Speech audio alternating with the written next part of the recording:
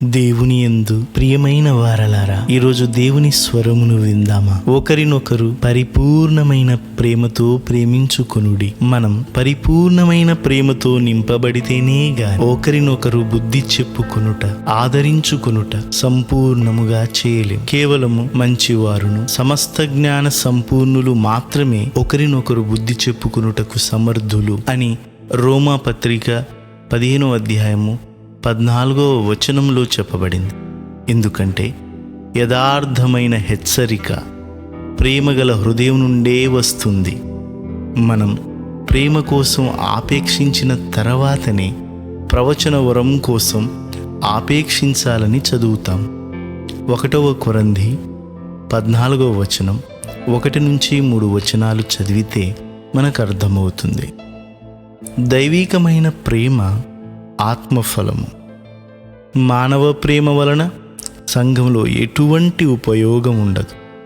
మనం దైవిక ప్రేమను పంచాలి అంటే ఈ మనుష్యుడు పానార్పణముగా పోయబడాలి.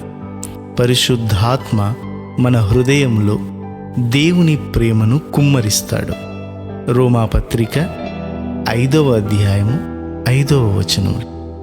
మనం ద్రాక్షావల్లిలో కొమ్మవలే ఉన్నప్పుడు మాత్రమే ఆ ద్రాక్షావల్లిలోని సారం పరిశుద్ధాత్మ మన ద్వారా ప్రవహింపచేసి దేవునికి మహిమ తీసుకొస్తుంది.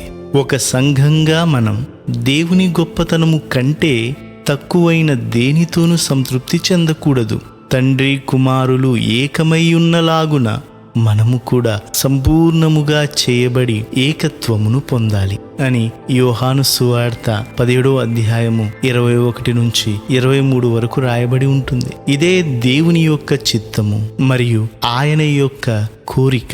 మేము అత్యున్నత ప్రేమను కలిగి ఉన్నాము అని అక్కడే నిలిచిపోయిన వారితోనూ, విశ్వాసులమని చెప్పుకుంటున్నటువంటి వారితోనూ మనం ఎప్పుడూ పోల్చుకొనకూడదు సుమి.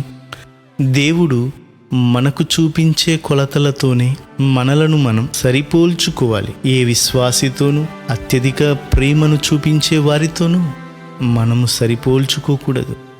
మనం ప్రేమలో పరిపూర్ణమవ్వాలన్నదే దేవుని యొక్క చిత్తము.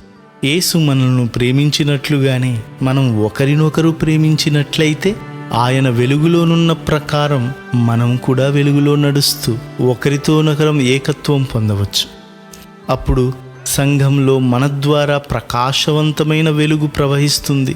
ఈ విధంగా మనం దేవుడు కోరుకునే వెలుగుగా ఉంటూ ఆయన కోసం ప్రకాశిస్తూ, ఆయన కోసం మండుతూ, మరియు మన చుట్టూ నిష్ఫలమైన అంధకార క్రియలతో పాలివారై ఉండక వాటిని ఖండించే సంఘముగా ఉంటాము. ప్రార్థన. ప్రేమగల తండ్రి, మీ దైవీకమైన పరిపూర్ణమైన ప్రేమతో మా హృదయములను నింపండి. ఆ ప్రేమ మాలో తక్కువ కాకుండా చేయండి. ప్రేమ కలిగిన కుటుంబం వలె ఏకత్వం పొందుటకు మా మీద కృపను చూపించండి.